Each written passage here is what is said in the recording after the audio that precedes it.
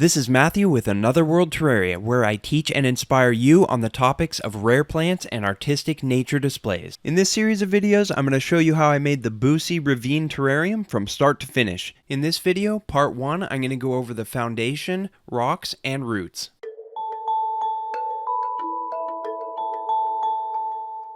This build uses a Mossarium LED light model CL-02, which is a large glass cylinder with an adjustable LED light and variable ventilation slots in the lid. They have several other models as well, including the ML-01, which is a teardrop-shaped design that I've used for several other builds, including my Mossarium Wabikusa. I have a time-lapse video showing how I made the Wabikusa display, so feel free to check that out after you finish this video. In my opinion, Hardscape is one of the most important elements of a terrarium or other artistic nature display. It affects almost everything else in the build, such as visual flow, scale, overall layout of the design, technical installations, and the type of plants and their placement. Because hardscapes have such a powerful impact on the whole project, I always put a lot of thought and work into them. I found this large piece of dragonstone at a local pet store. The size, shape, and character really grabbed my attention.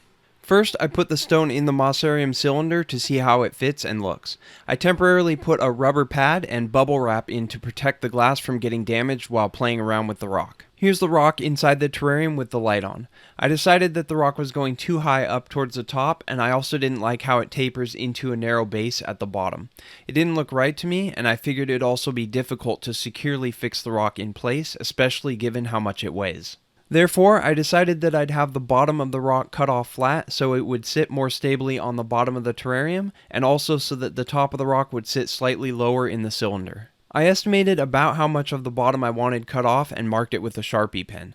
You'll see later that I made a small mistake in my calculation of where the rock should be cut, but it was a happy mistake because it ended up working out better than I planned. You'll see what I mean in a minute.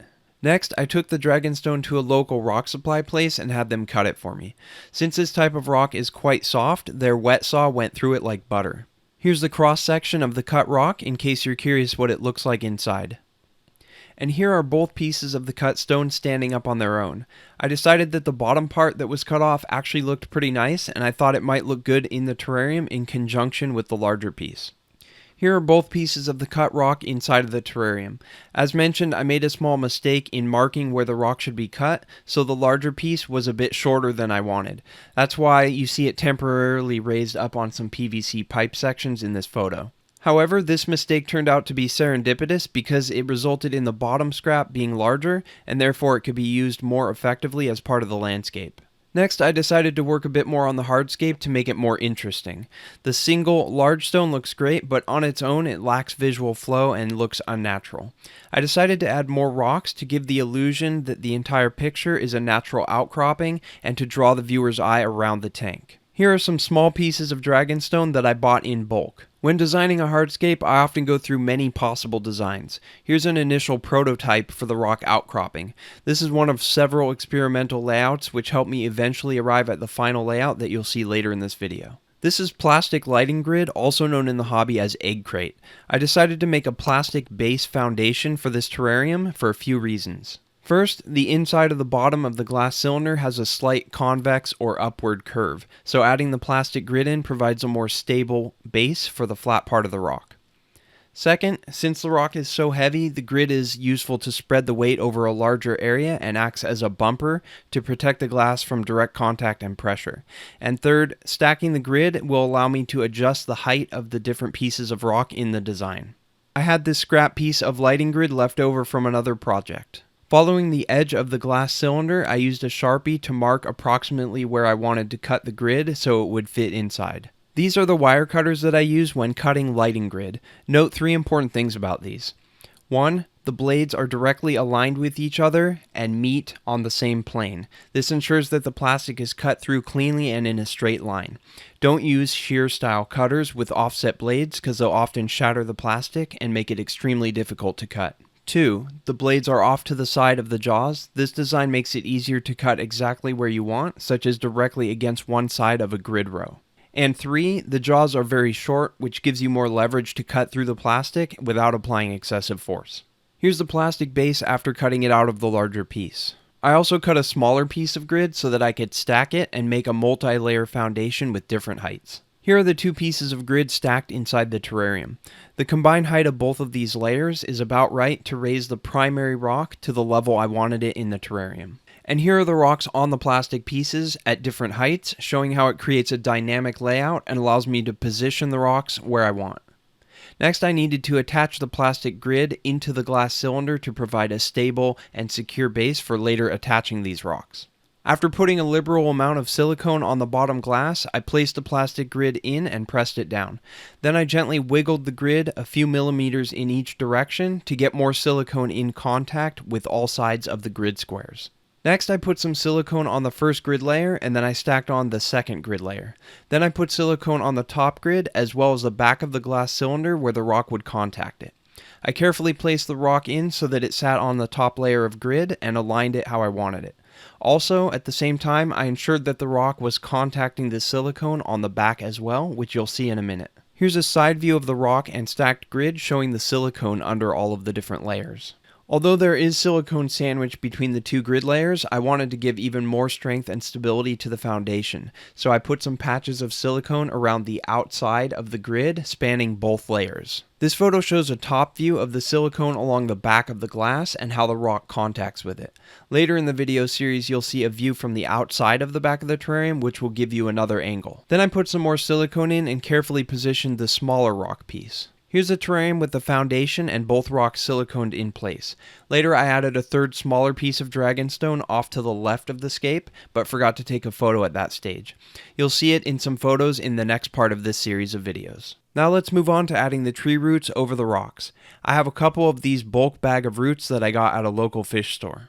I spread all of the roots out on my workbench. As you can see, there's a lot of large, thick pieces, as well as a bunch of various shapes. Some of these are more attractive than others. I sorted through all of the roots with the goal of picking out the ones that looked like they were about the right thickness and size for my terrarium, and also which were attractive. When I'd separated out a selection of roots which were potentially a good fit for the build, I began the tedious task of matching the roots to the rock. The trick with this step is to be extremely patient. I picked up each root one by one and tried positioning them at different angles and locations across the Rockscape. When I found one that happened to fit the contours of the rock and looked good, as the one in this photo does, I left it in place, then picked up more roots and continued the process. Here's another example of a root which I positioned over the rock. After a long time and a lot of trial and error, I eventually came up with a rootscape that I liked. Next, I needed to secure the roots in place so that the hardscape would be permanent. For that, I utilized DevCon 5-minute epoxy, which is one of my favorite adhesives. Here are the roots attached with epoxy. It takes a bit of practice to work effectively with fast curing epoxies. A few quick tips are: 1. Work in very small batches, just bonding one item per batch. This ensures that you don't unnecessarily waste any epoxy if it starts to cure before you can use it. 2. When applying the mixed epoxy, be careful that it doesn't drip anywhere that you don't want it, like on the tank glass or the display face of the rock. The faster curing epoxies tend to be more fluid and tend to drip a lot, especially the 60-second type. 3. After making contact and positioning your item, hold it in place for about 1 minute and/or add some kind of brace to hold it in place. For example, in this photo, you can see a small piece of rock that I wedged between the root and the glass to firmly hold it in place while the epoxy cured. While the epoxy is still soft, I sometimes sprinkle sand or other substrate over it to conceal it a bit, just in case that area is visible in the finished project. The blue tape in this shot was used to help me perfectly realign the root exactly where I wanted it after picking it up to apply the epoxy. Here's a close-up of one of those roots with epoxy and a bit of sand, as well as the wedge rock, which was later removed when the epoxy was firm. And here's a full tank shot of the initial hardscape of rocks and roots. You can see the third smaller rock that I added on the left side. Something I haven't elaborated on yet in any of my videos is design theory, or at least my approach to it. Every design choice contributes to or detracts from the aesthetic appeal, so I think having some knowledge and experience in that area can take your projects to the next level. I want to go over a few things regarding this hardscape so it gets you thinking about design principles and maybe inspires you to try something different in your next build. Note that all three rocks in this composition are different sizes. This keeps the viewer's eye flowing around the design. Since the human brain tends to focus on patterns, if you have two rocks that are roughly the same size, the viewer would probably fixate on those, and that would break the visual flow of the design. You might be wondering what I mean when I say visual flow.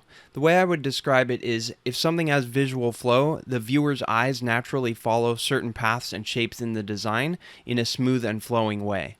When something has poor visual flow, there's an unnatural or abrupt element or shape that interrupts the path the eyes are following. There are many things that can contribute to or interrupt visual flow. One thing in this design that contributes to visual flow, aside from the size and position of rocks that I mentioned earlier, is how the roots mostly follow the shape of the rock and wrap around it in a curving fashion. Also, the largest root on the right here curves around in front of this stone right here. What that does is it visually creates a path for the viewer's eyes to follow around the design. Note also that many of the roots follow a similar path and direction. I avoided having any roots which conspicuously cross over each other at extreme angles or point toward each other toward their end, which would actually draw the viewer's eye to an abrupt stopping point. There's a lot of other design principles at work in this composition, but I'll stop there for now. If you'd like more videos that go over my thinking and approach to visual design, let me know in the comments. In the next video in this series, we're going to create the upper tree stump and then add substrate to the tank.